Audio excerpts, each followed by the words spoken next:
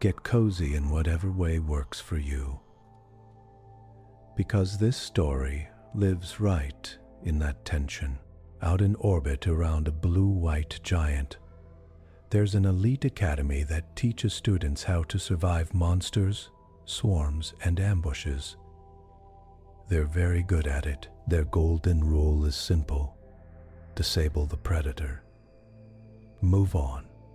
And then, a human transfer student named Talia Nguyen raises her hand on the first day and asks, how permanently?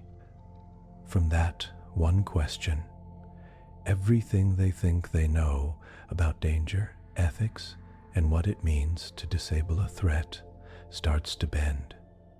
It begins in a class that's supposed to be completely safe. Out past the bright trade routes and crowded stations, Meridian Collegium moved in a slow, long curve around a blue-white giant. From far away it looked calm, like a ring of small lanterns around a soft star.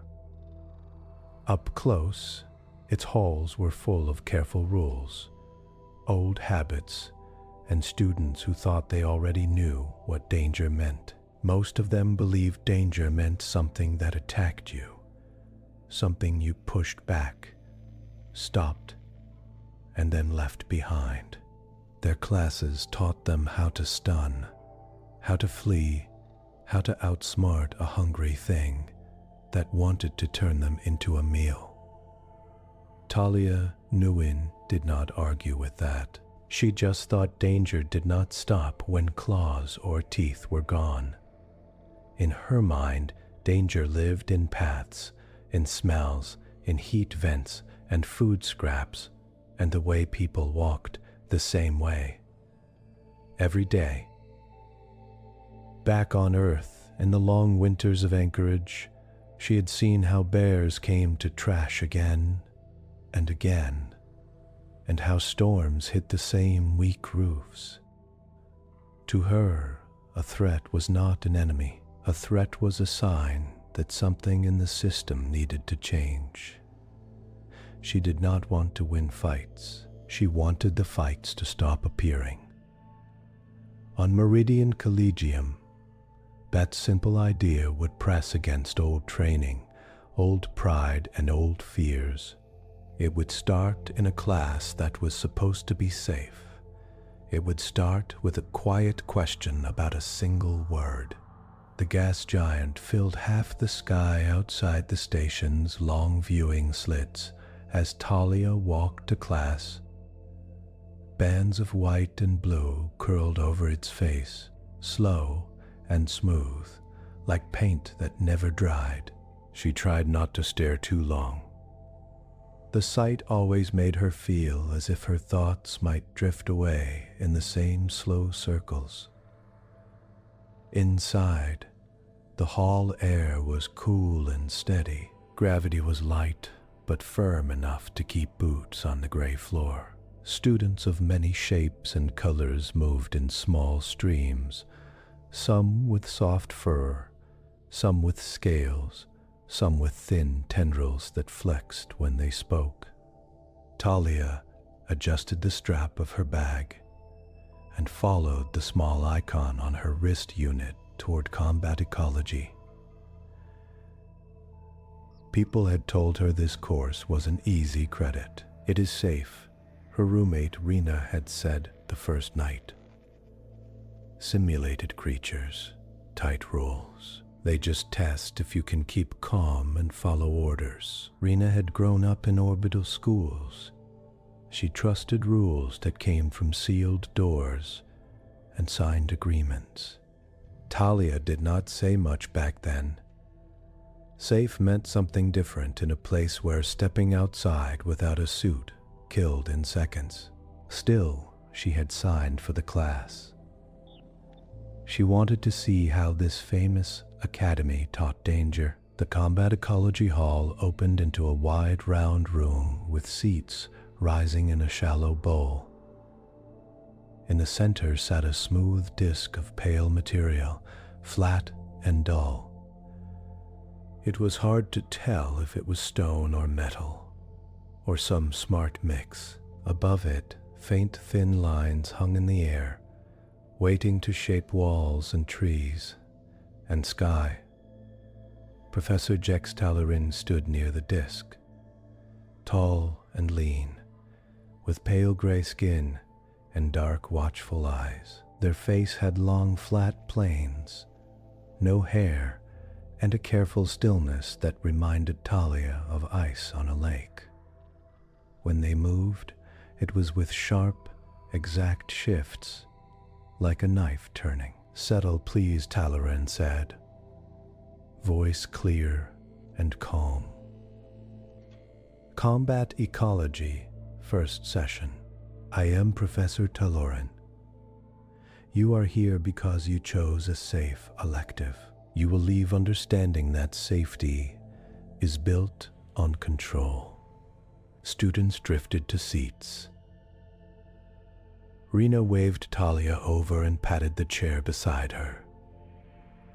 On Talia's other side, a broad-shouldered student with dark orange skin and small horns nodded once.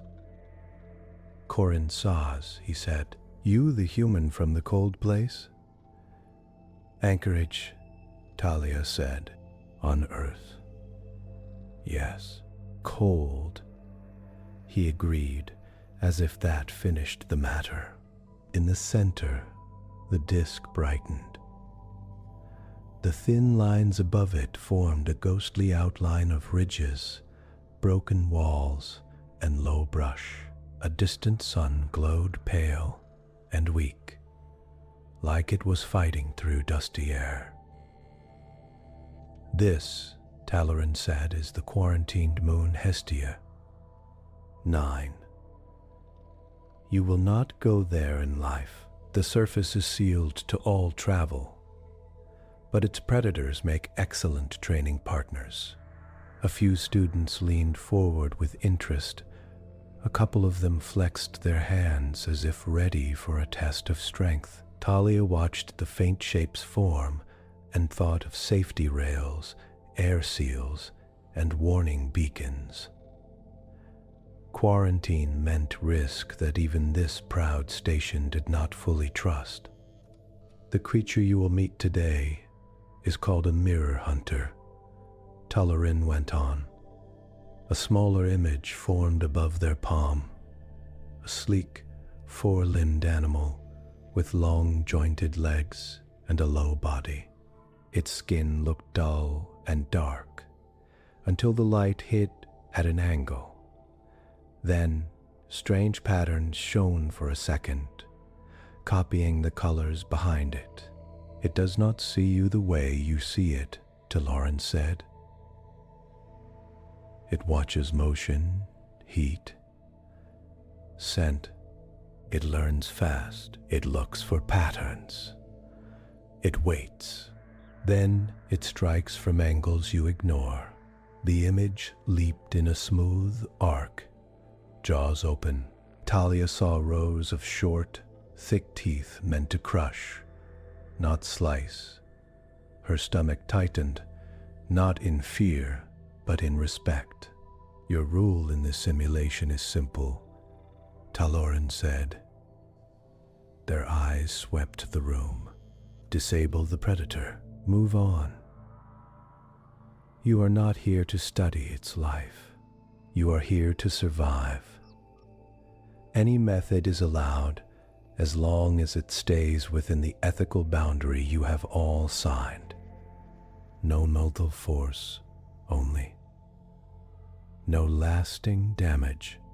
But you must disable it, and you must not let it disable you."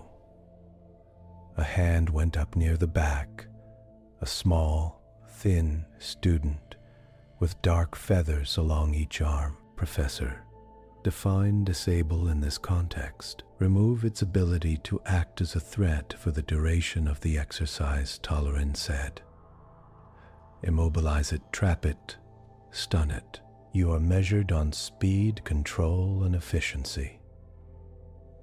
The feathered student nodded and sat, Talaran turned toward the central disk again. Lines grew thicker. The moon's ruined buildings and rocky ground sharpened. Dry wind bent low plants that did not quite exist. Talia felt a slow, steady hum under her feet as the simulation arena synchronized with the hall. Her heart beat a little faster. She had trained with snowstorms, dark roads, and bare alarms back home. This was different, but the feeling in her chest was the same. A thin, sharp line between alert and calm. Talaran asked. Talaran raised her hand. The motion surprised even her. She had planned to just watch, but the rule sat in her mind like a small stone that would not settle. Yes, Talaran said. Talia Nguyen, human exchange. Anchorage, speak. Talia swallowed once. Professor, she said, keeping her voice level. When you say disable, do you mean only for this one encounter, or do you mean so it cannot attack students again later? Outside this session, I mean. A low sound moved through the seats as some students shifted and looked at her. Rena gave her a quick side glance, half warning, half curious. Talaran's gaze fixed on Talia. Clarify, they said. Talia felt the gas giant behind the walls, huge and heavy and far away. It helped her steady herself. Back home, she said, if a bear keeps coming to the same trash bin and you only chase it off each time, it learns to test that limit. It comes back again and again. People say they dealt with it each night, but really, they just delayed the same problem. So here, when we disable the mirror hunter, are we learning to make it stop for now? Or to stop this pattern from repeating at all? Talaran's eyes did not blink. A faint line formed between their brows. Around Talia, a few students shifted in their seats. It is a simulation, the professor said slowly. There is no pattern beyond this exercise. But your rule feels bigger, Talia said, trying to stay respectful. You said this is how we survive, on real missions, in real places. So, if we only learn to stop each attack as it comes, and never learn how to change the system that feeds the attacks, is that complete? Is that what you call permanent safety? The room grew very still. Even the quiet hum of the air systems seemed to fall back a step. The smooth disk in the center held its half-formed landscape, waiting. A tall student with pale blue skin raised both hands slightly. Humans, he muttered, not very quietly. Always redesigning entire ecosystems in their heads. Silence, Talaran said. But their voice stayed calm. Their eyes stayed on Talia. You're asking if disable includes environmental and behavioral change. If it includes preventing recurrence rather than ending a single event. Yes, Talia said. Where I grew up, we learned that you can push a problem away, or you can stop inviting it. I am wondering which lesson this class wants to teach. A soft laugh came from someone 2 rows down, quickly cut off when Talaran turned their head. There was no anger on the professor's face. There was something else, not quite confusion, more like interest they did not want to show. Combat ecology, Talaran said after a moment. is about responses in the field, short term, immediate. You will have other courses for systems design, habitat planning, logistics. They address recurrence. This course is not built for that. It measures how well you keep threats from harming you or your team in the moment. That is enough for today. Talia nodded slowly. The answer made sense in a narrow way.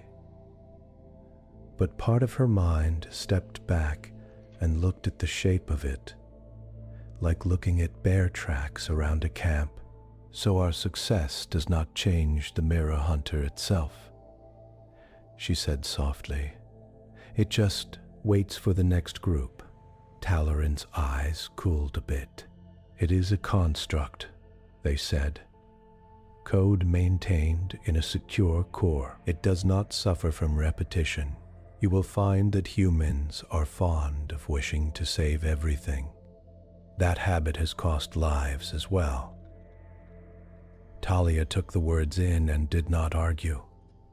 She just let them settle in her mind next to the image of bears and open trash bins and storm drains that backed up every spring in the same weak spots. Professor, said another student, eager to move on, can we see the full simulation now? Some of us trained for this. Talarin nodded once. Yes, today you will all meet the mirror hunter. You will practice standard tactics. Disable the predator. Move on. Miss Nguyen, your question is noted. For now, follow the rules of this course. The class shifted again. Rena leaned close to Talia, voice low. You just challenged the base rule of combat ecology, she said. I only asked what disable means, Talia said. Exactly, Rena replied. No one asks that. Talia looked down at the forming landscape. In its dry gullies and broken walls, she already saw more than an enemy. She saw heat, vents, shade lines, and the paths a hungry animal might favor. She saw chances to move the fight somewhere it did not want to be. If this class taught her to react, she decided she would also learn how not to need those reactions so often, with or without permission. The simulation room smelled faintly of metal and dust, a clean scent with a dry edge that made Talia think of winter indoor air back home. She stood with Rena and Corin on a small hexagon of dark material. Other teams stood on their own pads nearby, each under a soft glow. Team Bravo 7, a neutral voice said from above. You will enter first. Standard equipment. Biometric tracking active. Ethical boundary enforced. Prepare for immersion. Rena bounced once on her toes, dark curls shifting. That's us, she said. Stay close, please. I passed this sim in training, but they say Talarin pushed the difficulty this term. Corin rolled his shoulders, muscles thick under his light armor. If it moves, I can pin it, he said with simple faith. Talia checked her gear. Light suit sealed at the neck and wrists, boots with good grip. A short-range stunner on her belt, a small pack with folded netting, sensor tags, and 3 pellet-sized drones. Her hands felt steady, her mind did not. Not because of fear, because of curiosity. Remember, Rena said. Voice softer now. We are graded on speed and control. We just need to trap it, tag it, and reach the exit zone. No extra credit for system overhauls. Talia smiled a little. I know, she said. but the system is still there, even if we ignore it. Before Rena could answer, the world changed. The floor dropped a gentle half step, just enough to make her stomach remind her that this was not real ground.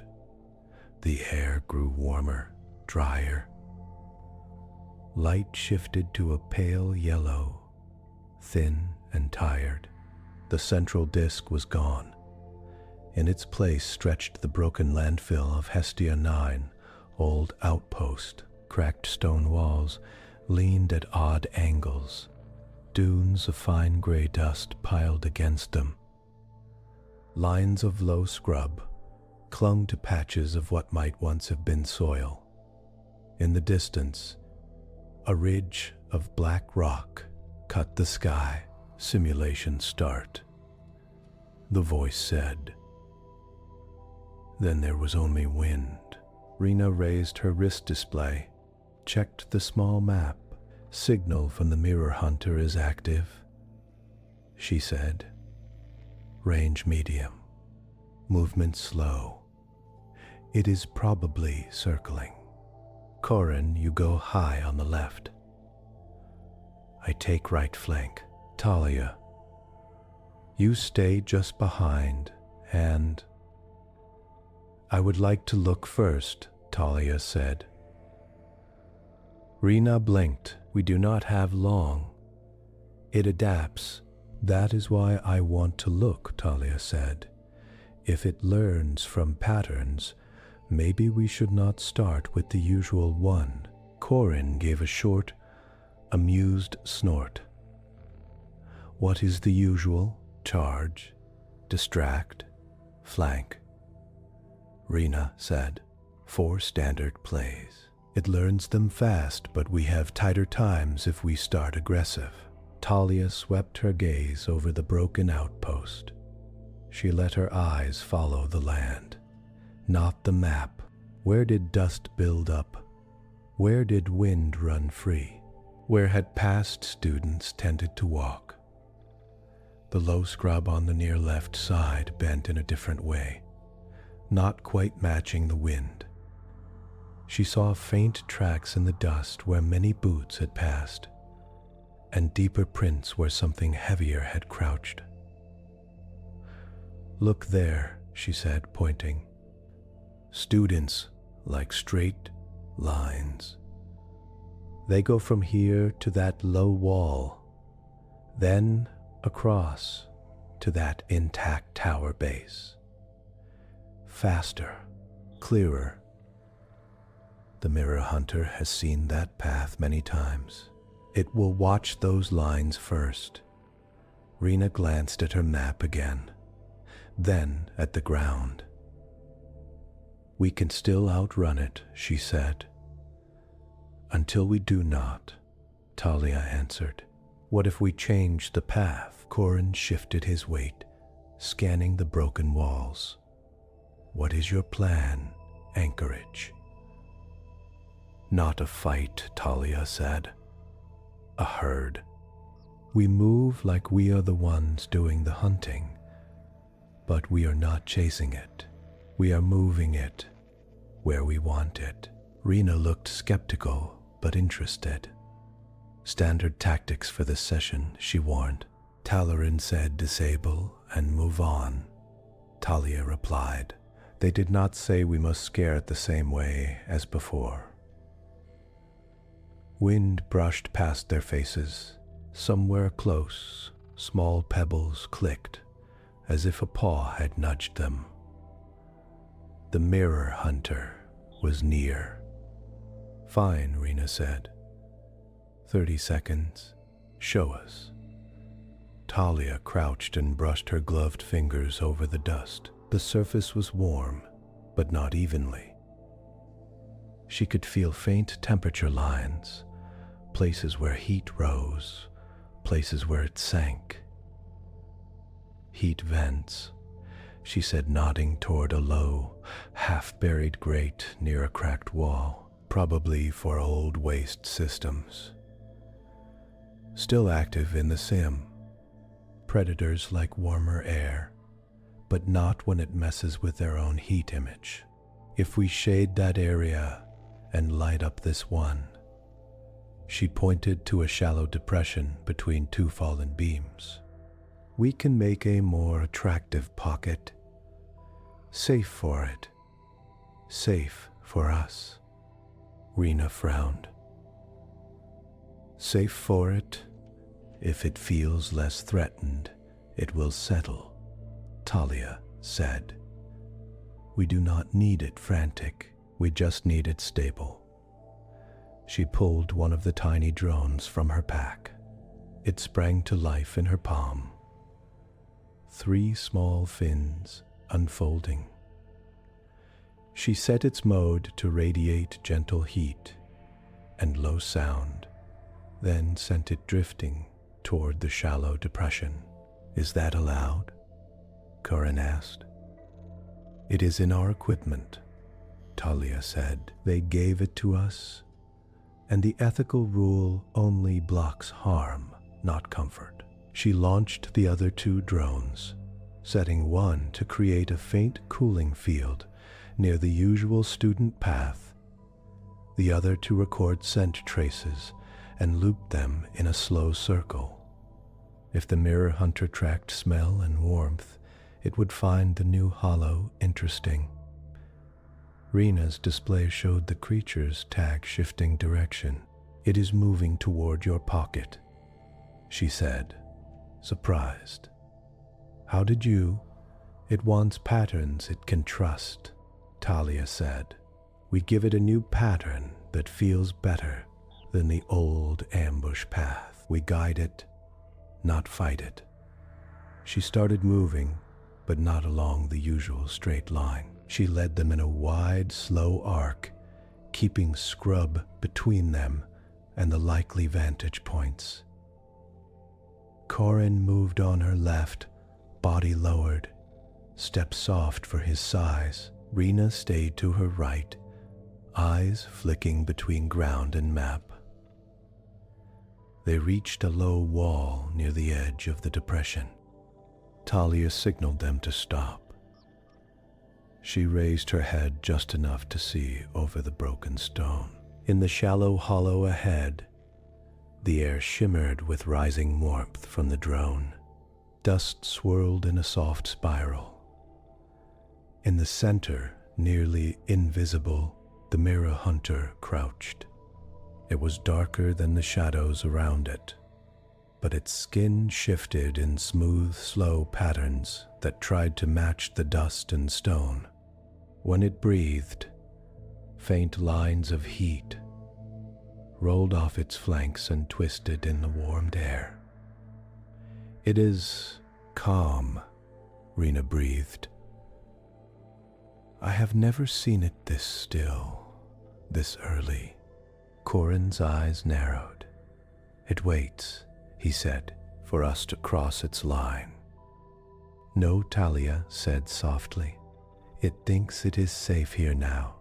Our drone told it that. Our scent loop tells it we pass by, not through. It will hold this place as its new den. For this round.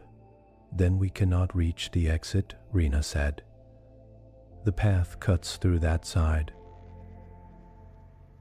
Talia smiled a little. That is the old path, she said. We make a new one. She'd pulled the folded net from her pack.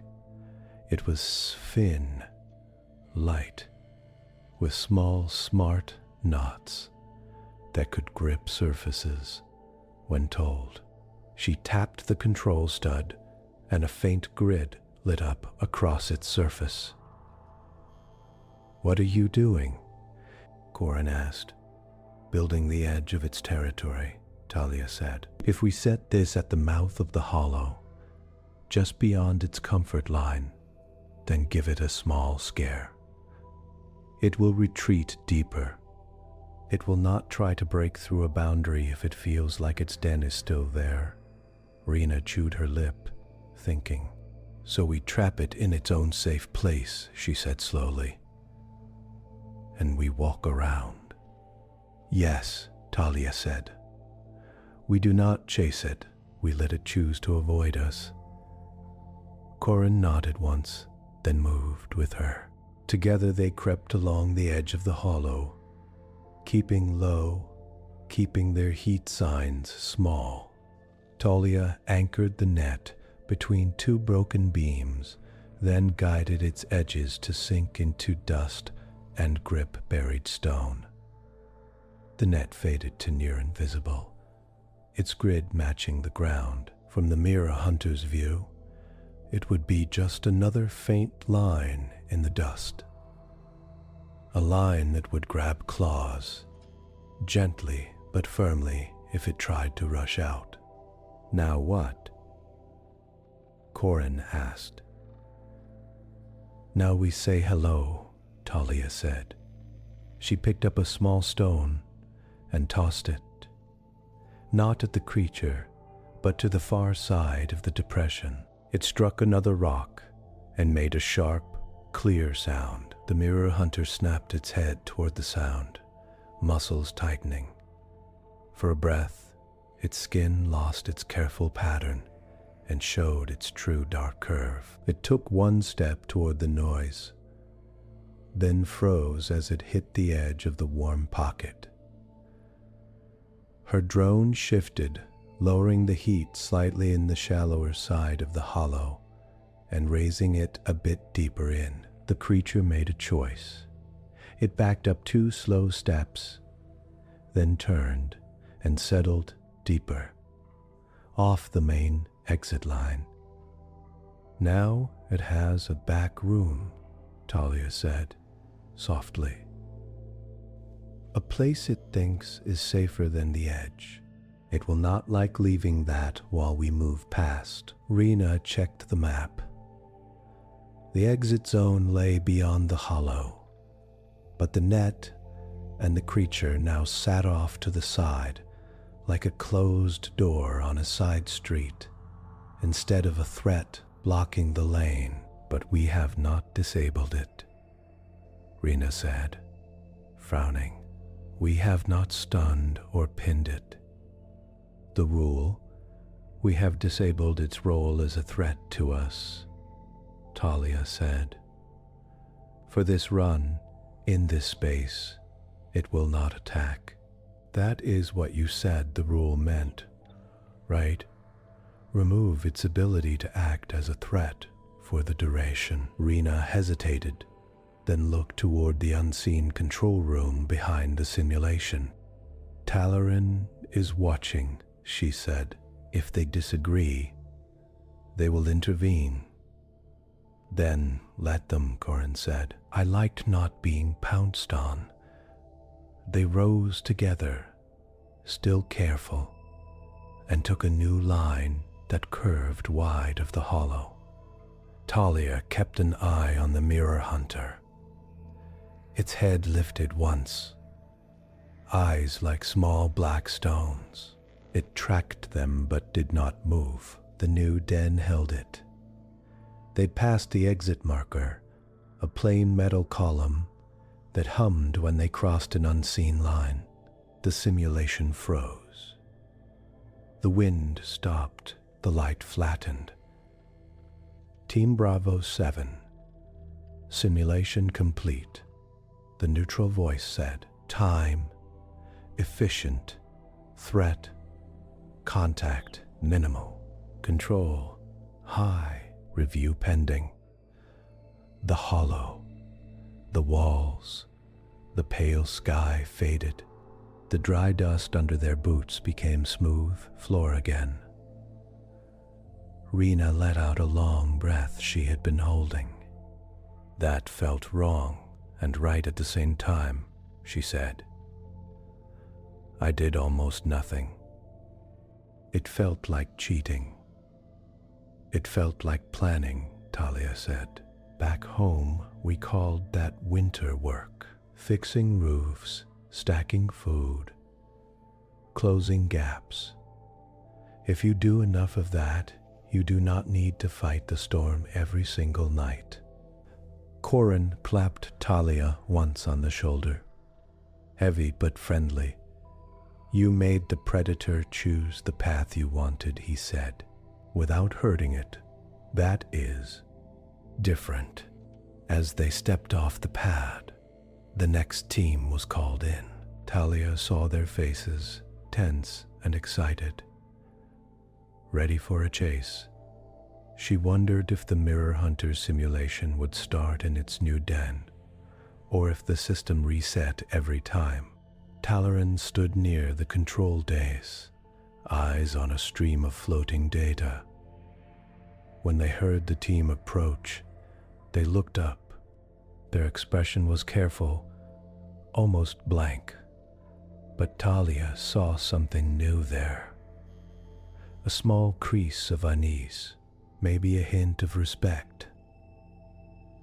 Team Bravo 7, Talaran said, your run shows an unusual pattern.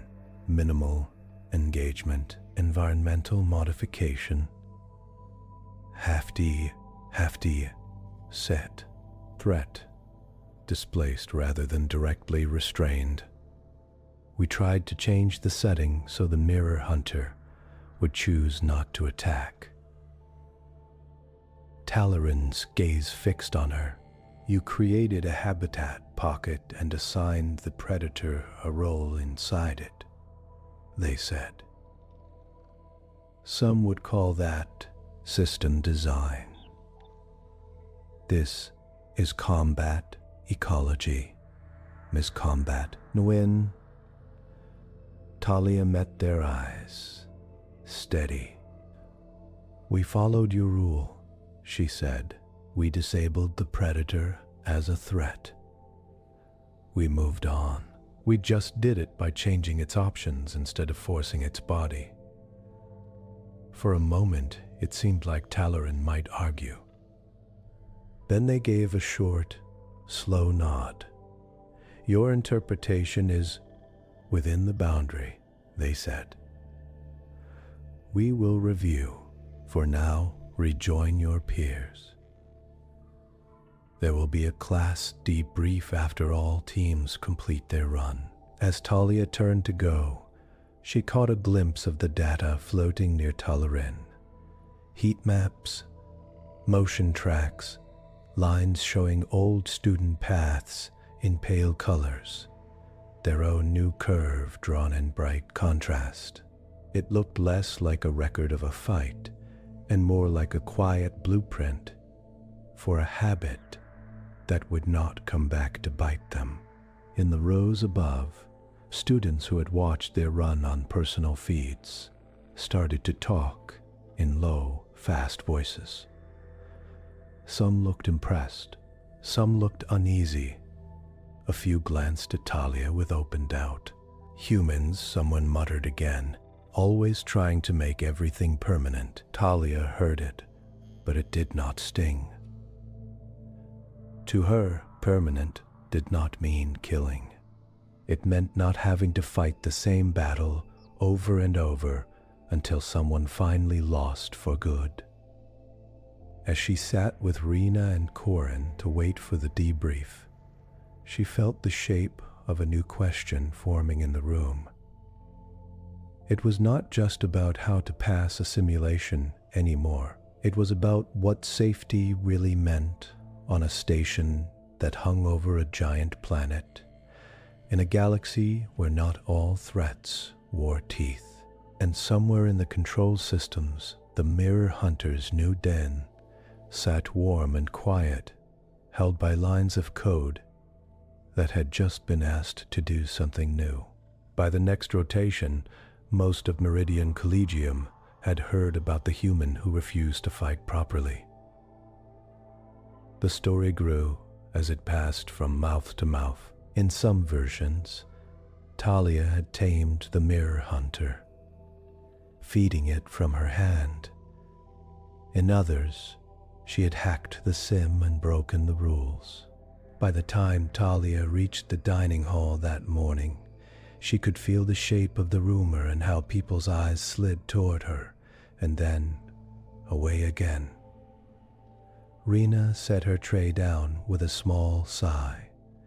They are talking about you, she said. Again, Talia sat across from her, placing her own tray carefully.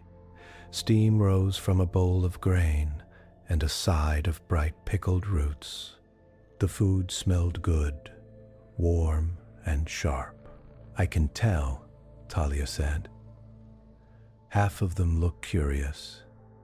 The other half looked like I kicked their favorite habit. Corin dropped into the seat beside Talia, his tray clattering a little. Some are saying humans want to redesign every predator, he said. Turn them into, what was the word? System components. That is not wrong, Talia said quietly. Every creature fits in a system already. We just notice it more. Rena poked at her food. The Combat Ecology Forum is a storm, she said. Some students are angry. They think your way means we will freeze in real danger while we draw maps. Others are curious. They are asking if we can get a new elective. Containment ecology. That is the phrase they keep using. Talia looked up. I never said that in class, she said. Containment ecology. No, Rena said. Toleran did. In private comments. Someone leaked a bit. They are annoyed. Corin gave a low, amused huff. You got into the professor's head, he said. That is harder than trapping a mirror hunter. Talia thought of Toleran's face after the simulation. The careful blankness with a small crack in it. I did not want to upset the course, she said.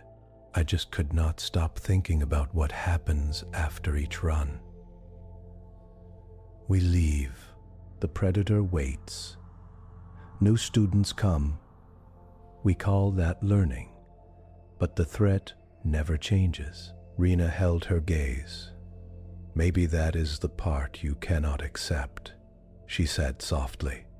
That some problems are meant to be faced again and again.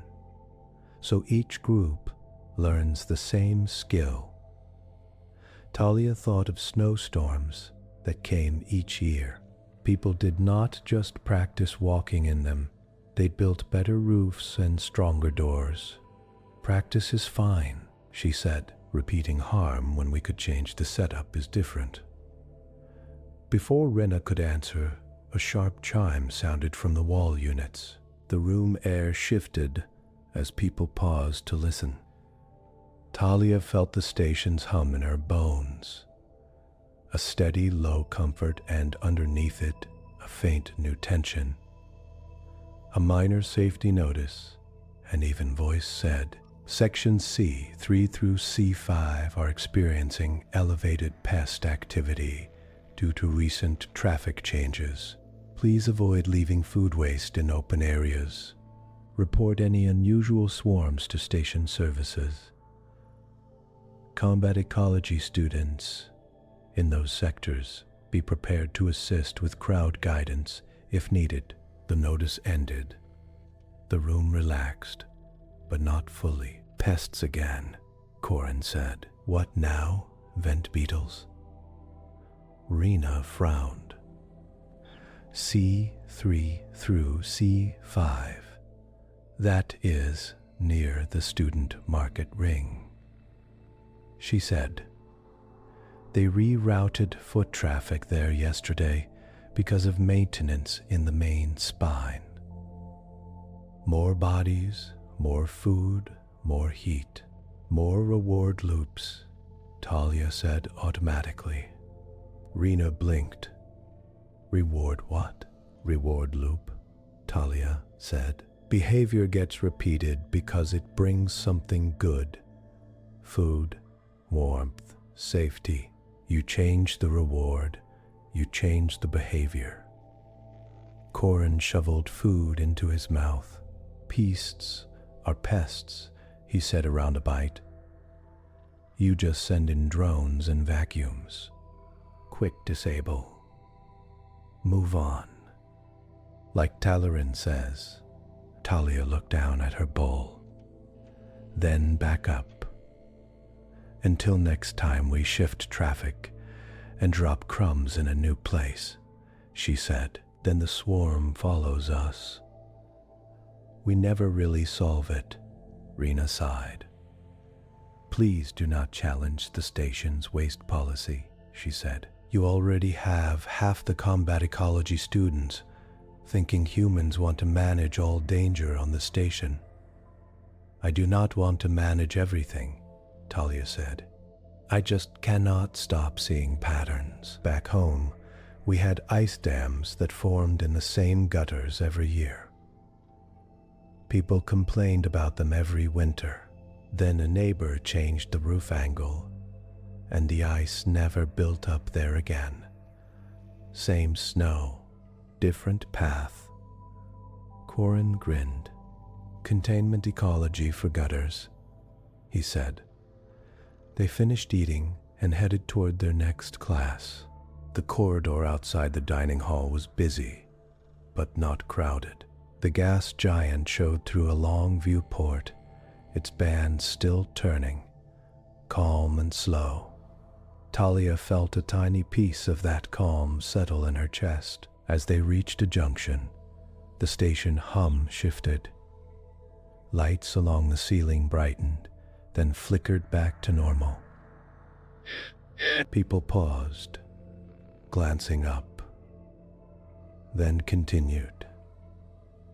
The air felt a little warmer, almost like too many bodies were passing through a smaller space.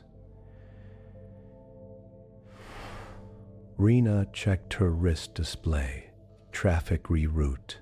Just updated again, she said. More flow towards C4. They must have found a bigger problem in the main spine. More bodies, Talia said softly. More food. More heat.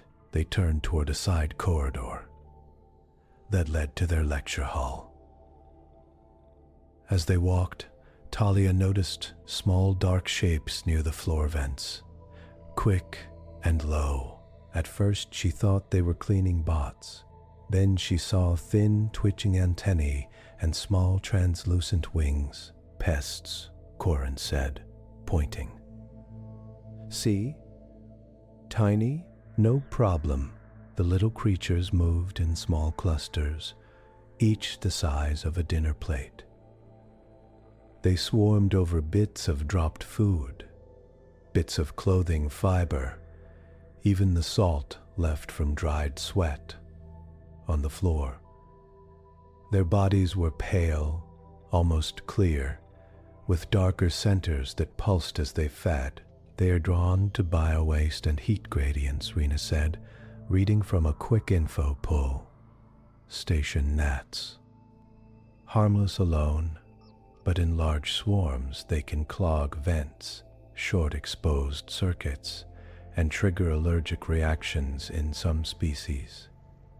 As if to prove her point, a taller student with wide nasal slits sneezed sharply as a small group of gnats took off nearby. Their friend pulled them away with a concerned look. Facilities will handle it, Corin said. We should get to class. Talia started to agree. Then the crowd thickened. The next intersection opened into a wider ring corridor, used as a market space during off hours. Now, with the main spine partly closed, it carried twice its usual traffic. Students, staff, and visitors moved through the short, curved space in both directions. Voices overlapped. The air was full of body heat, mixed scents, and traces of food and gnats. They spilled from wall vents in thin threads. At first, then in thicker streams. On the Thing 5 streams, each gnat was small and light, but together They formed shifting clouds that clung to warm surfaces. They clustered around people's ankles, then rose higher when they caught scent of open food containers. "Hey!" someone shouted as a cluster flew toward their face. A hand batted at them. The gnats scattered, then reformed, drawn by the movement. "Keep calm," a staff member called, trying to sound firm. "They are non-lethal. Move in an orderly." A child cried out as a small swarm brushed their neck. Their parent grabbed them, voice rising. Another person pushed forward, trying to escape the cloud. Two others tripped as they tried to change direction at once. The ring space meant for slow browsing and chat twisted into a messy knot of bodies trying to flee in all directions. The gnats, drawn to heat and exhaled carbon, followed the densest parts of the crowd. Talia's skin prickled. It was not the gnats that worried her, it was the pattern. "Rena," she said quickly, "traffic plus food plus vents. This is not just a mess. This is a loop." Rena coughed as a few gnats brushed her face. "This is a swarm," she said. "We should call." Another sharp chime cut the air. Louder now. "Alert! Localized pest surge in C4 ring corridor," the same neutral voice said, but faster. All nearby students trained in combat ecology assist with safe movement and calm. Corin's wrist unit flashed. "That is us," he said. Eyes bright. "Field test." Talaran will be watching. Talia looked at the swirling gnats and the confused crowd. People pushed and pulled, some covering their faces, others shoving to get out. People pushed and pulled, some covering their faces, others shoving so much of get out down. The gnats responded, like water sloshing in a shaken bowl, following heat and breath. "If we just chase them," she said, half to herself, "they will follow the crowd. If we hit them with drones, they will scatter and find new vents. This will repeat every time traffic changes." "Talia," Rena said sharply, "people are panicking. We do not have time for theory. We have to disable the swarm, then move on." Talia took a quick breath. The old rule pressed at her, familiar now. Disable and move on. But another part of her would not let go. If they only scattered Tade's swarm, a new one would build tomorrow in a slightly different. "Fine," she said. "Then we disable the loop." She stepped up onto a low-maintenance ledge, raising her voice as much as she dared. "Everyone, listen," she called. "Stop swinging your arms. Cover your faces calmly and move to the cool sides, away from the center. Slow, not fast." A few people near her heard and tried to follow, pressing back against the cooler inner wall, where air vents blew steady, filtered air. But farther out, panic still ruled. Someone knocked into a food stall. Containers fell, spilling hot broth and steam. The gnats surged toward the new heat and smell. "That made it worse," Corin said. "No," Talia said, eyes scanning. "That shows us their strongest draw. Food plus sudden heat. We can use that." She grabbed Rena's sleeve. "Call station services," she said. Tell them to cut heating in this ring by 3 degrees and boost cool air along the ceiling, and to ready intake vents on the far side. Rena stared. They will not take direction from a student, she said. Tell them combat ecology, student. Live incident, system level suggestion, Talia said quickly. Say we want to pull the swarm, not smash it. They will at least listen for a second. Rena hesitated, then tapped into the service channel. Her voice turned crisp and clear as she spoke to the unseen operator. Talia did not listen to the exact words. She trusted Rena to explain fast. Corin, Talia said, turning to him. You are strong. You can move. People, help me shape the crowd. How? He asked, eyes on the flailing bodies and thin, shining wings. We make a cool lane, Talia said. If the center stays hot and chaotic, the gnats stay in it. If we make 2 cooler, calmer sides and guide people into them, the cluster breaks. Less heat, less breath, less draw. Corin nodded slowly.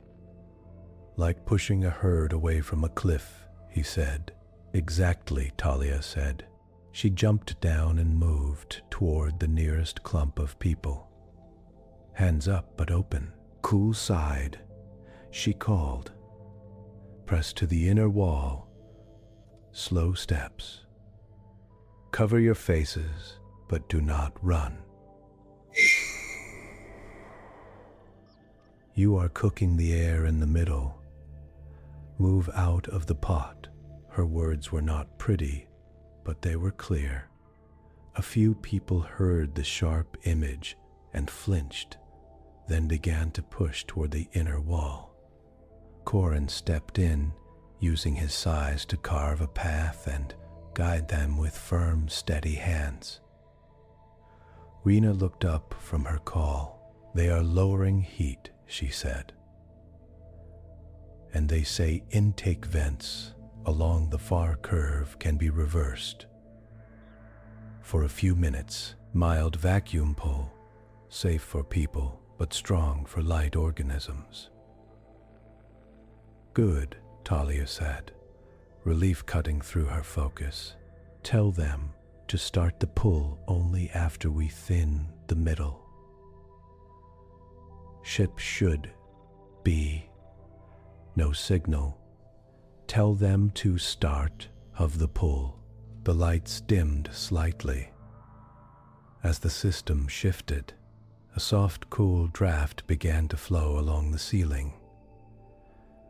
Pressing down, the air in the center of the ring still felt thick and warm, full of breath and fear. The gnats responded, clusters along the edges where people had already thinned, out drifted upward, confused by the cooler air. The main swarm still clung to the hot, packed center. Outer wall, too, Talia called, pointing. Make 2 lanes. Leave the middle empty. You all are feeding them by standing together. A few other combat ecology students in the crowd caught on. They added their voices, repeating Talia's words with their own twists. Cool lanes, inner and outer. Middle stays clear, they shouted. Hands reached out, guiding, not grabbing. Slowly, the shape of the crowd changed. People hugged the walls, moving in 2 rough streams. The worst of the panic eased once they had a clear direction. The middle of the ring thinned, then opened into a shaky, empty space. Now, Talia said, into Rena's open channel. Start the intake pull along the far curve, and give them something better than us to chase. Better? The operator's voice said, Puzzled, "You have emergency diffuser pods, right?" Talia asked quickly. "For chemical spills, fill a few with warm, nutrient-rich vapor and trigger them near the intake vents. Make a hot, tasty cloud away from people." There was a pause. "That is an unusual use of station resources," the operator said. "Who is making this request?" Rena answered before Talia could. "Counselor Lysa Wren approved experimental response training this term," she said smoothly. "She asked for creative input during live but low-risk events." "This is it." Another pause. Then, "Understood. Diffuser pods deploying. Intake pull starts in 10 seconds. All students brace for a mild gust from behind." Talia turned back to the crowd. "Hold your ground against the walls," she called. "You will feel a pull. Do not step into the middle. Let the air move." A soft thump sounded from the far side of the ring. Then another. A thin golden mist began to spread near several wall vents. The gnats turned almost as one, bodies tilting toward the new smell and warmth. Then the intake pull began. Air flowed in a long, low surge toward the far curve. It was not strong enough to knock anyone over, but clothing fluttered and hair lifted. The light gnats were dragged along like dust in a wind. Clusters broke apart, then reformed as they chased the warm mist. The crowd watched, half fearful, half amazed, as the swarm drew away from them. Wings flashed faintly in the dimmer light. 1,000 tiny bodies pulled toward the active vents. "Keep the middle clear," Talia called again. "If you rush, they will fall back among you." People held to the walls. The cool lanes did their work. Heat and breath in the center dropped. The gnats, carried by the airflow and drawn by the diffusers, streamed into the intake vents in long, shining funnels. The air grew cleaner. The biting, itchy feel on exposed skin faded. The child who had cried earlier sniffled once more, then went quiet against their parent's shoulder. After a moment, the pull stopped. The mist thinned and vanished. Only a few scattered gnats remained clinging to corners and small cracks. They no longer formed a dangerous swarm. "Pest surge reduced to acceptable levels," the neutral voice announced. "Thank you for your cooperation. Local air filters will run at higher capacity for the next hour." The ring corridor buzzed with low talk, relieved and shaky. Some people laughed weakly. Others just stood, catching their breath. Corin leaned against the wall, chest rising and falling. "That was different," he said. "Not much combat. That was containment," Rena said, still a bit breathless. She looked at Talia. "You just ran a live version of your mirror hunter trick for bugs." On our station, Talia shook her head. "Not exactly," she said. "The mirror hunter was a single predator. This was a pattern. Rerouted traffic, dropped food, warm vents. The gnats just followed the rewards we gave them." "We gave them?" Corin repeated. "The station did." "We are the station," Talia said quietly. "Our habits, our routes, our scraps. We built that swarm as much as the vents did. If we do not change those, this will happen again. A new voice spoke from nearby. And if we change too much, we risk side effects we do not fully understand. They turned to see Professor Talia Nguyen standing near the junction. Counselor Lisa Wren beside them. Talia Nguyen's gray skin looked a shade paler than usual. Counselor Wren, a small woman with dark eyes and a calm face, watched the crowd with deep concern. Professor, Talia said, heart speeding up. Talia Nguyen's gaze went to the now quiet vents, then back to Talia. Station Services reports that a student in combat ecology directed a non-standard response, they said. They did not name you, but I did not need a name.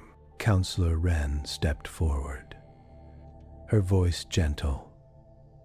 Your idea moved people out of danger with minimal harm, she said. That is a good outcome. But we must talk honestly about what you did and what it means. Talia stood straighter. I asked them to change airflow and heat use, she said, to pull the swarm instead of just scattering it with panic or force. I did not ask them to kill the pests, only to remove them from people. And where did they go? Talia Nguyen asked. Into the intake vents, Talia said. To filters, to containment. Some will die in the filters, Talia Nguyen said. Some will not. Some will find new holds in unseen corners. You made a choice for them, and for the station. That is what we are trained to do, Talia said. Make fast choices in danger, combat ecology, right? Talia Nguyen's mouth thinned. Normally those choices focus on immediate threats, they said. You pushed the system, not just the swarm. You changed energy flow, maintenance plans, cleaning schedules for the next cycles. That is more than a stun bolt. Counselor Wren looked between them. I asked Talia Nguyen to consider more system-aware training this term, she said. I did not expect a live test so soon, but now that it has happened, we have to ask, which causes more harm? Chasing each new swarm with panic and force, or adjusting the station's habits so the swarms stop forming? A nearby student, still rubbing at a reddened patch of skin, spoke up. If we just blast them every time, they said, they scatter into other vents. My roommate had an allergy attack last month from a small nest near his bed. This felt better. Until a diffuser pod misfires, Talia Nguyen said, or intake pull panics a fragile species visitor, or shifting heat in this ring throws off balance in another. Talia listened, feeling the tug in both directions. All changes have risk. She said so do all non-changes. Not acting is also a choice. If we keep treating each swarm as a chance to practice pushing back, instead of asking why it formed, we keep inviting the same danger, again and again. For fun, for training. Talia Nguyen's eyes locked onto hers. You think we use danger as a toy? They said, voice low. I think you use it as a lesson, Talia said, holding their gaze. But sometimes the lesson is only half taught. We learn to hit disable in the moment. We do not learn how to design things, so we almost never need that button. Some students nearby shifted, listening openly now. Corin and Rena stayed close, silent but steady. Counselor Wren nodded slowly. When short-term fixes cause new harm, our ethics must stretch, she said. A swarm here, after a traffic shift, is not just a bug problem. It is a sign that our systems are not fully aligned with our duty to keep people safe. Talaran breathed out through their nose. The set of their shoulders eased a little. So what do you suggest, Miss Bees? Nguyen, they asked. We stop using the market ring as a reroute path. We ban open food in crowded halls. We triple cleaning drones? Talia shook her head. Those might help, but they are still patches, she said. We need to see the whole map. Where do people cluster when routes change? Which vents do pests favor? Which hours see most dropped food? Then we reshape flow, add subtle guides, maybe adjust lighting and scent so people naturally pause in cleaner, safer spots. We build paths that do not invite swarms. That sounds like station design, Talaran said. Urban planning? It is, Talia said. Simply, on Earth, we learned that if you build a path where people want to walk, they stop trampling the grass. You either fight habits forever, or you design with them. Counselor Wren gave Talaran a look Talia could not quite read. You told me humans were obsessed with turning fear into models, she said softly. You said it as a criticism. Maybe it is also a gift. Talaran glanced away, then back. Their eyes had lost some of their sharpness. This incident will go to a review panel, they said. We must decide if your actions stayed within ethical bounds, and if this kind of system-level thinking belongs in a course built for short-term response. She paused, choosing words with care. I only ask that when you judge it, you count the times this would have happened again if we did nothing different. Not just the risk of changing, the risk of staying the same. A few nearby students nodded, quietly. Others still looked wary. The crowd began to thin as the alert cleared and people went back to their roots a little more careful with their food containers. Corin clapped Talia very gently on the back. You did good, he said. No one got really hurt. My people judge by that first. Rena smiled faintly. And you just pushed Talaran even harder, she said. You realize this, yes? Talia watched the last thin trail of gnats vanish into a vent, pulled by a slower, regular airflow now. I did not mean to fight them, she said. I meant to show them there is more than disable and move on. The pest did the rest. Counselor Wren touched Talaran's arm. The panel will meet soon, she said. Let us invite Miss Nguyen and some of the students who still think her way is dangerous. Talaran nodded once. We will, they said. They looked at Talia. You keep asking what disable really means, they said. I think we are all about to find out. As they walked away together, heading toward the central ring, Talia felt tiredness settle into her muscles. But under it, a strange, steady feeling grew. The station had just given them a real test, not in a safe arena, but in the living paths people used every day. She had not drawn a weapon. She had not chased anything. She had changed air, heat, and habits. just a little, and for a moment, the danger had bent around them instead of crashing through.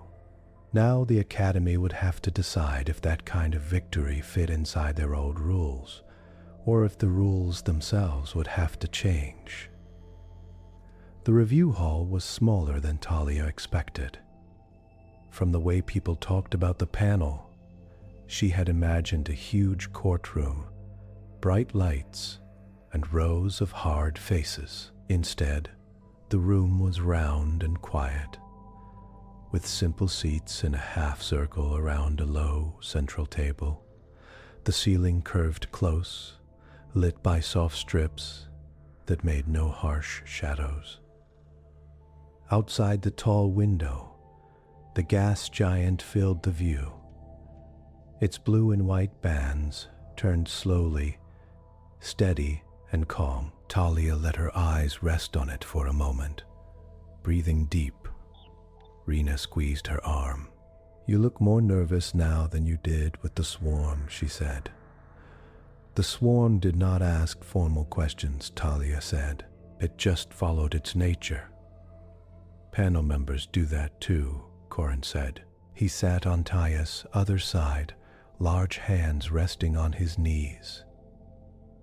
"Their nature is meetings." Talia gave a small, tight smile. Across the room, Professor Talarin spoke quietly with Counselor Lysa Wren and two other staff members Talia did not know. One was a tall, insectoid being with clear, faceted eyes and fine-jointed hands. The other was an older human with silver hair and a lined, calm face. A chime sounded. People settled. The insectoid staff member moved to the center. "Review panel convened," they said. Voice clear, with a faint click at the edges of words. "Subject response to station pest surge in C4 ring corridor. Focus: ethics of system-level intervention by student Talia Nguyen, combat ecology cohort." They nodded to Talia. "You may stay seated," they said. "This is not a trial. It is a discussion." Talia nodded back.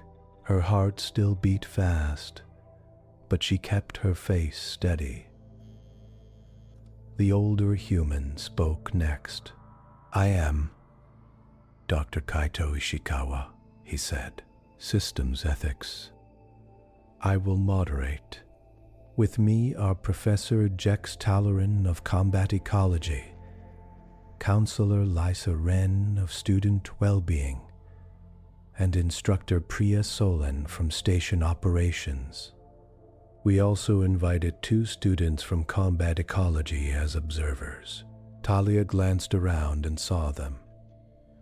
A feathered student from her first day, and the pale blue student who had muttered humans during the Mirror Hunter talk. He avoided her eyes.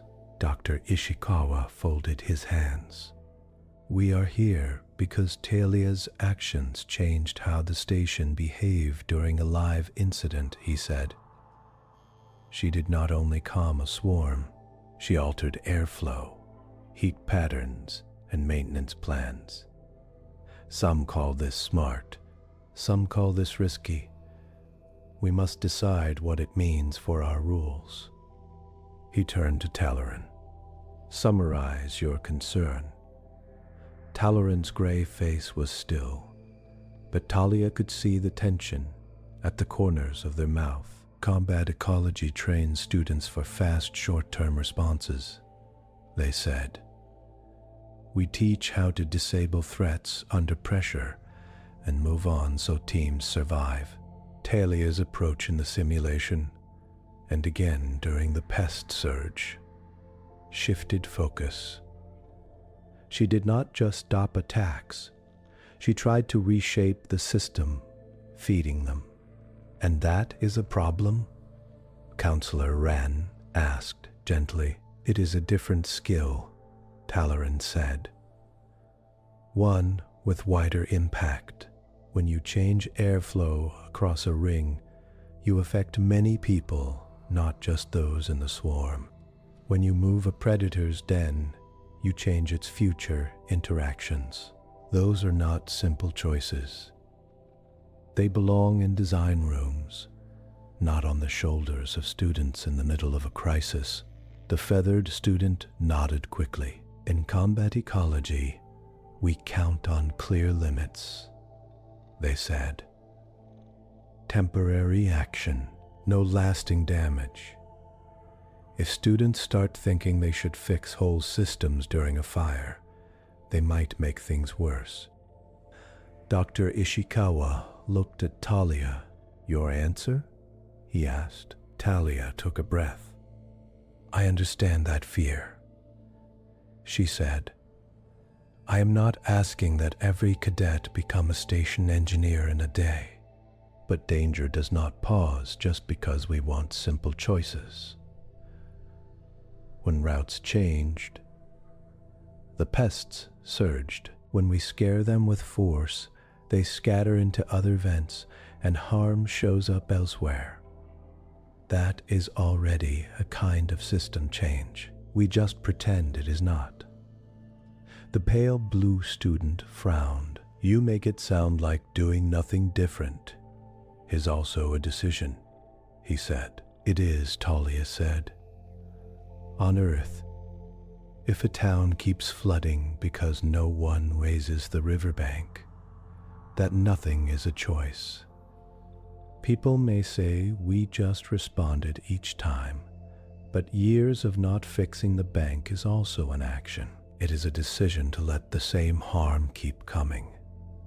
Instructor Solon from station operations leaned forward. You used intake vents and warm diffusers to pull the swarm, she said. That was clever. It also added wear on those systems. Filters will need early replacement. There was a small pressure spike in the side duct. It did not cause harm this time. It could have under different loads. Talia nodded. I accept that, she said. Every action has cost. If we map these costs, we can guide students. We can say, these tools are safe to use together. These are not. But right now, combat ecology only talks about the cost of not acting in the moment. It does not count the cost of acting the same way over and over. Talarin's eyes narrowed slightly. Explain, they said. Give an example, Miss Nguyen. Talia glanced at the window. The gas giant storms turned in slow spirals, the mirror hunter simulation. She said, each group runs, stuns it, or traps it for a few minutes, then leaves. The creature waits. New students come. You measure who is fast and calm. Good skills. But nothing in that course asks, how can we arrange this place so attacks stop being the main event? The predator stays a tool for fear practice. It never teaches how to end the pattern itself. That is not the purpose of Talarin began. Maybe it should be part of the purpose, Counselor Wren said quietly. Many of our students live on stations, ships, outposts. They are patterns. Leaks that keep coming back. Routes that always pinch in a rush. Habits that build harm slowly. Rena raised her hand. Doctor. Ishikawa nodded to her. With respect, Professor, Rena said to Talarin, I trained for this simulation. Before Talia arrived, I learned the plays. Feint, flank, stun. I felt proud when I was faster than a predator. But when we ran with Talia's plan, when we shaped its den and just walked around, I felt something else. I felt like the whole place had become less dangerous, not just that we had won a small race. Corin nodded. My people respect strength, he said, but our elders say, winning the same fight every season means you did not really win. Where I grew, we changed how we stored food. So winter raids stopped. That felt more final. Like a true disable. The pale blue student frowned. So now, everyone should do what you did, he asked Talia. Build heat pockets and scent loops and call it safe? What if the predator breaks your pattern? What if pests learn new paths? Then we learn too, Talia said. Systems thinking is not a magic trick. It is a habit of asking, what in this setup feeds the danger? And can we change that with less harm than a fight? Sometimes the answer will still be, we must stun and run. I am not against that.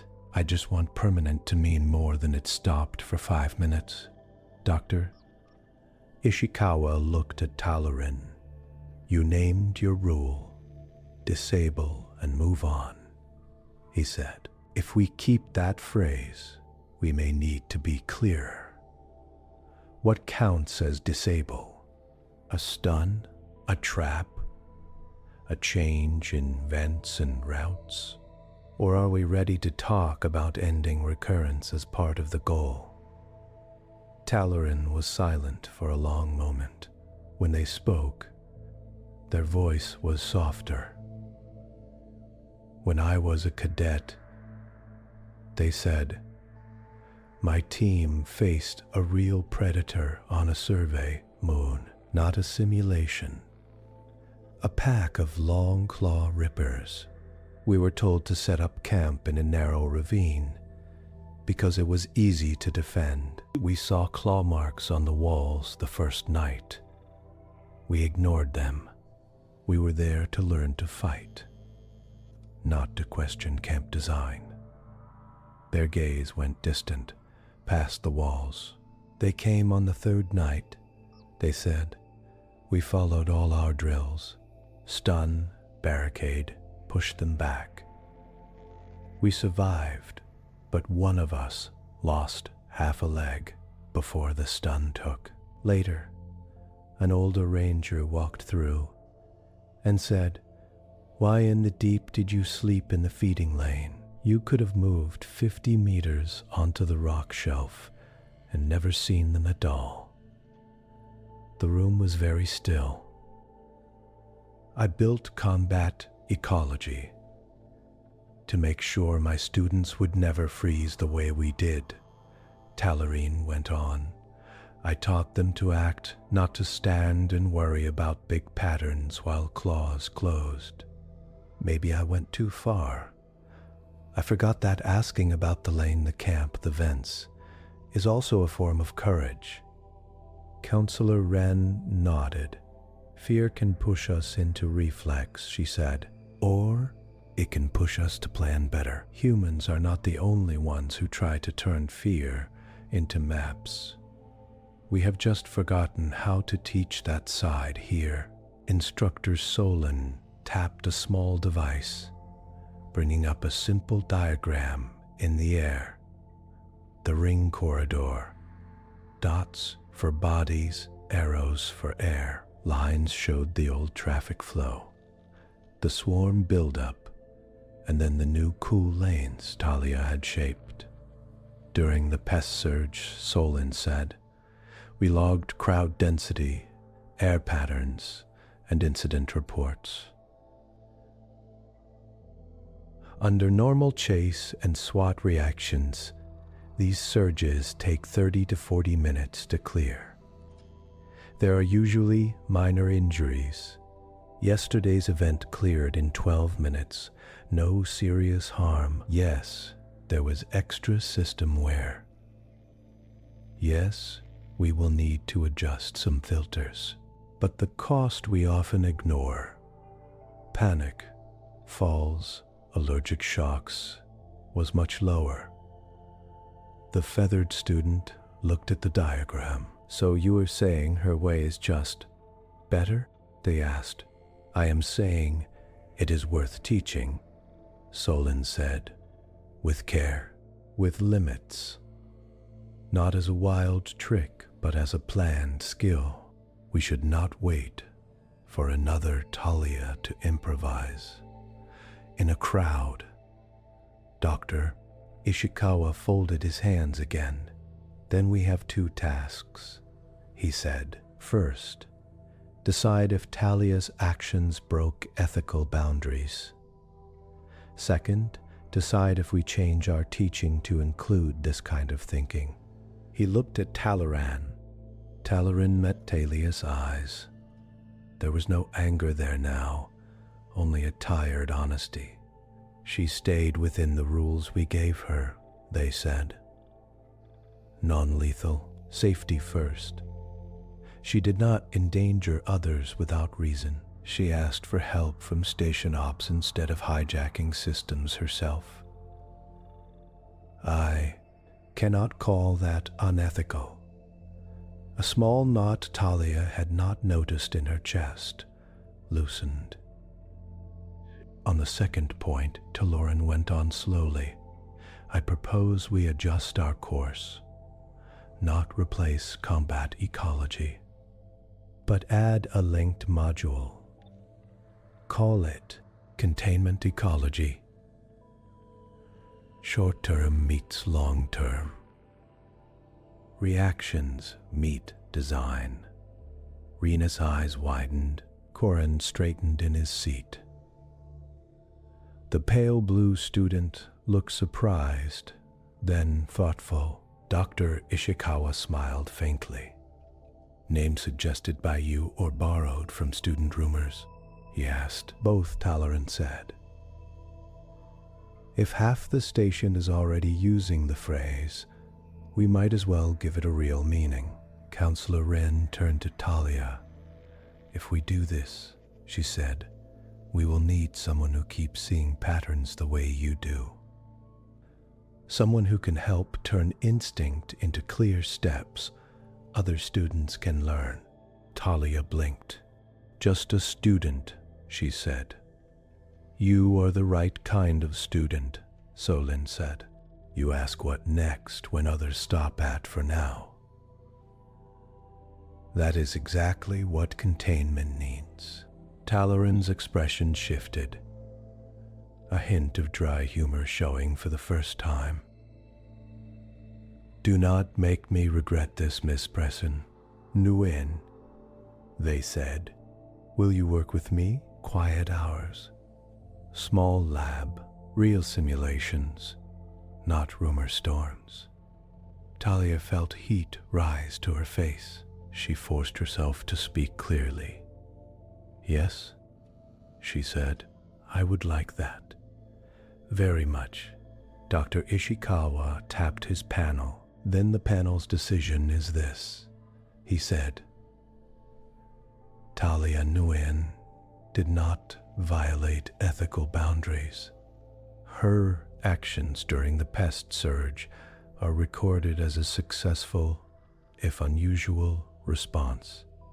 Furthermore, Meridian Collegium will pilot a containment ecology in the next term. Professor Talaran and Miss Nguyen will draft its first curriculum under review by Station Ops and Systems Ethics. He smiled, small but real. We will teach students not only how to survive danger, but how to help it stop coming back. The meeting broke up with low talk and small, careful smiles. Some students came to Talia with questions. Others just watched her with new curiosity instead of suspicion. Later that day, Talia stood outside a lab door, deep in the inner ring. It slid open to a narrow room full of hollow projectors, airflow models, and a central sim platform much smaller than the main arena. The window here showed only a thin slice of space and a curve of the gas giant's upper clouds. Talaran waited by a console, hands folded behind their back. On the central table floated a simple model: a valley, a path, a den, and small points of light marking past attacks. "This is where we build the new exercise," Talaran said. "No rumor feed, just work." Talia stepped closer, looking at the model. "Mirror Hunter?" she asked. "For now," Talaran said. "Later, other patterns. Later, station layouts, ship corridors, colony farms. But we start simple. We need to teach students how to see more than a single set of jaws." They tapped to control. The model shifted. Lines appeared showing usual student routes, heat flows, food drops in the sim, even the old net traps. Another set of lines showed Talia's Den pocket from their original run. "In combat ecology," Talaran said, "we rewarded the fast stun. In this module, what do we reward?" Talia studied the model. "We reward endings," she said slowly. "We reward patterns where the threat has no reason to come near students. We reward low contact, low panic, and low repeat incidents over many runs." Talaran nodded. "Metrics like that are harder to explain," they said. "Cadets like clear points. I stunned the beast. I win. How do we make it never attacked feel as real a victory?" Talia thought of Anchorage winters, of streets that stopped flooding when drains were widened, of nights when the bear alarms stayed silent because the trash had been stored better.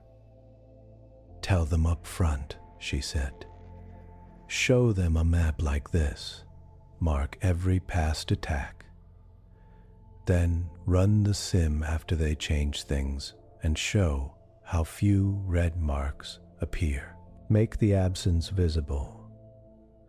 Talaran's mouth curved in a small, sharp smile. "Make absence visible," they repeated. "You think like a systems engineer." "I think like someone who is tired of the same emergency," Talia said.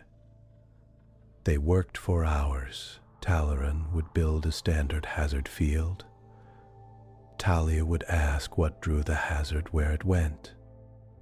Talaran would set a rule: no harming the predator, no venting it into space. And Talia would see it as a puzzle, not a wall. "How far can we ethically move a predator's range?" Talaran asked at one point. "At what point does redirect become cage?" Talia moved a small icon of the Mirror Hunter along a slope. "If we cut off all its old prey with walls and force it into a tiny box, that feels like a cage," she said. "If we open new paths where it finds easier prey far from people and slowly close the lanes that led to camp, that feels like guidance." "You are playing with lines," Talaran said. "So are you," Talia answered, "just at a different speed." When they finally stepped back, a first version of the new simulation hung in the air. A training station in miniature with traffic flows, vent lines, and small icons for pests and predators. Students in this module would not just shoot or run. They would move routes, adjust vents, shift light, even change cleaning schedules inside the model. The goal board would not show kills or stuns, but graphs of falling incident rates over time. Counselor Wren visited near the end. She watched the model quietly, then smiled. "This will not be a popular class at first," she said. Students like action. They like the rush of a narrow escape. You are asking them to enjoy planning more than punching. Planning can be its own rush, Talia said. When a storm hits and nothing breaks, there is a deep kind of relief. It is not as loud as a victory shout, but it lasts longer. Wren nodded. "We will need to tell them that," she said, "to make that feeling part of what they expect from success." Talaran looked at Talia. "You asked me on the first day what disable meant," they said. "I gave you a narrow answer. I would change it now." "How?" Talia asked. Talaran turned to the model. "Disable," they said slowly, "means ending a threat's ability or desire to cause harm in the shortest time and with the least lasting damage we can manage. Sometimes that is a stun, sometimes a trap, and sometimes it is changing the world around it so the harm does not appear again." Talia felt a quiet warmth in her chest. "That sounds right," she said. Talaran nodded. "It will take time for the Academy to accept it fully," they said. "Old habits are stubborn, but habits can be redesigned." Outside, the gas giant turned, its storms huge and slow, too far away to touch them. Inside, tiny points of light shifted in the model as simulated students tried new rules. Some would fail, some would panic, but over many runs, the red marks of incident spots would thin and fade. Future cadets would walk those paths in their own time, learning how to face danger in the moment and how to build lives where some dangers simply did not return. Talia stood beside Talaran, watching the small simulation play out. She thought of the mirror hunter resting in its safe pocket, of the gnats pulled gently into vents instead of scattered across faces, of anchorage roofs that no longer leaked under snow. Permanent to her had never meant killing. It had always meant thinking far enough ahead that the same fear did not have to visit the same place again and again. On Meridian Collegium, that meaning finally had a place in the rules.